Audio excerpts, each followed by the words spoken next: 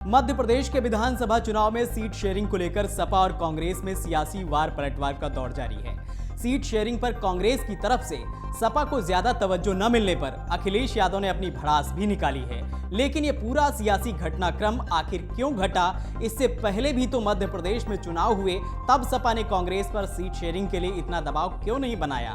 तो ऐसे में सियासी जानकार मानते हैं कि समाजवादी पार्टी और अन्य प्रादेशिक राजनीतिक दल इंडिया गठबंधन के सहारे अपनी पार्टी को अन्य राज्यों तक पहुंचाने की बड़ी योजना पर काम कर रहे हैं। क्योंकि ये गठबंधन राज्य स्तर के विधानसभा चुनाव में उतना प्रभावी नहीं है, इसलिए क्षेत्रीय दलों के विस्तार का इस गठबंधन के सहारे बड़ा फलक पाने की योजना फिलहाल आगे बढ़ती हुई नहीं दिख रही है। वहीं अगर बात करें तो बीते 30 सालों में समाजवादी पार्टी हर बार मध्य प्रदेश विधानसभा के चुनाव में अपने प्रत्याशी उतारती आई है। इन 3 दशक में लड़े गए चुनावों में समाजवादी पार्टी का सबसे बेहतर प्रदर्शन 2003 और उससे पहले 1998 में रहा था। सियासी जानकारों का कहना है कि अब जब इंडिया गठबंधन बनकर तैयार हुआ है, ऐसे में समाजवादी पार्टी अपने फलक को और बड़ा विस्तार देने की योजना में लग गई है। इसी गठबंधन के साथ पार्टी ने मध्य प्रदेश में अपने विस्तार की बड़ी योजना बनाई है। विशेषज्ञों का कहना है कि फिलहाल कांग्रेस की ओर से सीटों के इनकार के बाद बड़े गठबंधन के सहारे सपा को विस्तार देने का एक सियासी झटका तो अखिलेश यादव को लगा ही है। कई राजनीतिक विश्लेषक बताते हैं कि सिर्फ समाजवादी पार्टी ही नहीं, बल्कि कई राजनीतिक दल इस गठबंधन के माध्यम से अपनी पार्टी को अलग अलग राज्यों में विस्तार देना चाहते थे, ताकि गठबंधन की नींव के आधार पर उनको भी कुछ सीटें मिलें और वह इस गठबंधन के सहारे आगे बढ़ सके।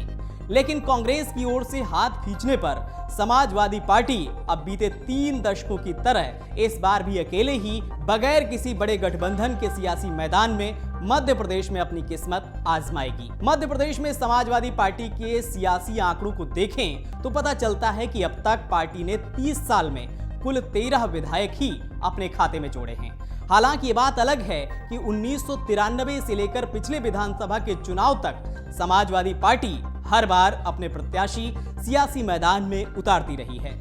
मध्य प्रदेश चुनाव आयोग के आंकड़ों के मुताबिक समाजवादी पार्टी के साल 2003 में सबसे ज्यादा 7 प्रत्याशी यहां से जीते थे। उससे पहले 1998 के विधानसभा चुनाव में भी समाजवादी पार्टी के 4 प्रत्याशी चुनाव जीतकर विधानसभा पहुंचे थे।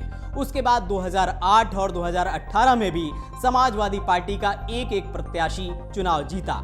और अब की बार के चुनाव में सपा इंडिया गठबंधन के सहारे एमपी में बड़ी उम्मीदें लगाए बैठा था। सपा अपना वोट प्रतिशत और बढ़ाने के लिए साथ ही साथ विधायकों की संख्या बढ़ाने के बारे में सोच रही थी, लेकिन एमपी कांग्रेस ने जिस तरह से सपा को झटका दिया है, उससे सपा चीफ अखिलेश यादव भड़के हुए हैं। कल उन्होंने यूपी पीसीसी चीफ को चिरकुट नेता तक कह डाला। अब ऐसे में बड़ा सवाल ये है कि आखिर आने वाले लोकसभा चुनाव में क्या सपा इंडिया गठबंधन का हिस्सा रहेगी या फिर चुनाव से पहले ही इस विपक्षी गठबंधन में दरार आ जाएगी? ये तो देखने वाली बात होगी।